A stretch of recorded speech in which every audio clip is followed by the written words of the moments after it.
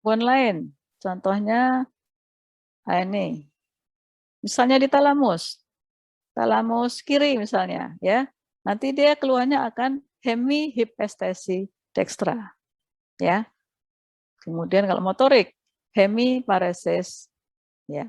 Atau di ganglia basalis nanti akan terdapat gerakan involunter, misalnya hemiataksia, ya.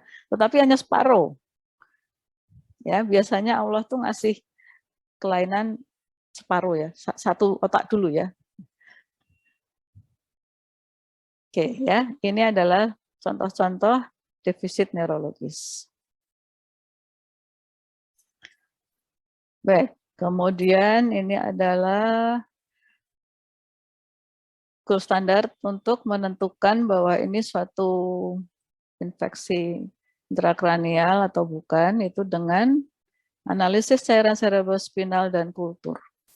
Ya, ini dilakukan dengan lumbal fungsi, ya, seperti ini. Ya, dimasukkan jarum setinggi vertebra antara vertebra berapa? Lumbal 45 dan 34, ya. Karena di situ sudah tidak ada medula spinalis, ya. Medula spinalis kan berhenti di lumbal 2, ya. Masih ingat, ya? Oke, atas lagi, ya, nggak kelihatan. Sehingga kalau kita nusukkan jarum, medula spinalisnya nggak kena, ya. Di sini di bawah lumbal 2 ke bawah itu, di bawah vertebra lumbal 2 ke bawah itu isinya hanya radix, ya, sehingga aman untuk dimasuki jarum panjang seperti ini. Ya, ini caranya untuk mengambil LCS. Kemudian kita harus lakukan juga head CT scan atau MRI dengan kontras. Kalau nggak ada MRI pakai head CT scan bisa. Kemudian darah lengkap dan kultur, ini juga harus dilakukan. Foto toraks, konsultasi ahli yang terkait. Ya, ini hubungannya dengan tadi tuh melacak infeksi primer yang ada. Baik, ini contoh gambaran LCS. Yang normal, ya, ini normal, bakterial, viral. Baik, ini cerebral abscess, abscess cerebri, ya. Jadi ini berbeda dengan encefalitis. Kalau encefalitis itu difus, kelainannya dalam satu lobus itu difus. Tetapi kalau abscess, dia akan membentuk suatu vokal yang isinya pus, ya. Yang sering adalah dari sinusitis, otitis media, dan lain-lain. Pneumonia, abscess paru, semuanya juga bisa. Toxoplasmosis, infeksi bakterial telinga juga bisa, ya. Nah, gejalanya memang tergantung lokasi absesnya. Tetapi yang umum adalah sama, nyeri kepala berat, demam ini jarang, ya. Terus kelemahan umum. Kelemahan umum itu fatigue, ya. Nah, ini contohnya gambarnya abses cerebral. Nah, ini adalah absesnya. Ini adalah foto MRI. Ini sudah pakai kontras, ya. Kontras itu adalah untuk menyangatkan gambar, sehingga ini kapsulnya kelihatan. Ya, ini isinya pus, ya, ini kapsulnya.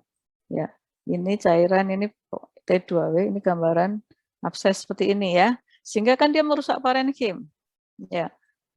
Dengan kondisi seperti ini yang diprediksi adalah hampir pasti ada defisit neurologis, ya. Seperti tadi mungkin hemiparesis, ya. Mungkin, ya, mungkin ini kena parietal, ya. Parietal mungkin fungsi menghitung juga bisa kena, ya.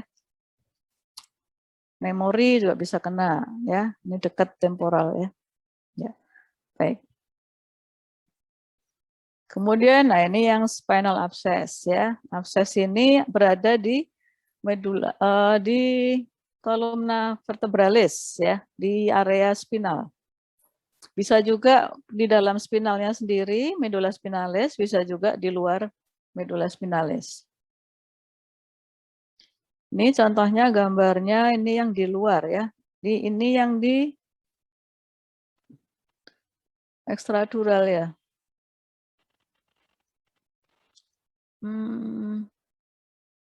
Iya, ekstradural, ya. Oke, ini. Jadi ada abses di sini. Nah, Kita tahu bahwa medula spinalis itu hanya kecil ya. Ini vertebra, processus venosus. Ini corpus vertebra ya. Jadi medula spinalisnya kalau ada abses di sini dia akan terdesak, ya. Pada di sini kan ada di belakang ada jaras sensorik, ya kan? Di depan ada jaras motorik. Sehingga penekanan ini bisa menimbulkan defisit neurologis. Ya. Kita lihat yang transverse myelitis ya. Ini juga inflamasi pada myelum. Jadi dia akan menyebabkan masalah di sensori dan motorik. Nah, ini adalah gambar medula spinalis masih normal ya. Pada mielitis seperti tadi ya, ada bakteri masuk, virus masuk, akan terjadi udem medula spinalis. Nah, udem pada medula spinalis, karena medula spinalis hanya kecil, satu jari telunjuk kita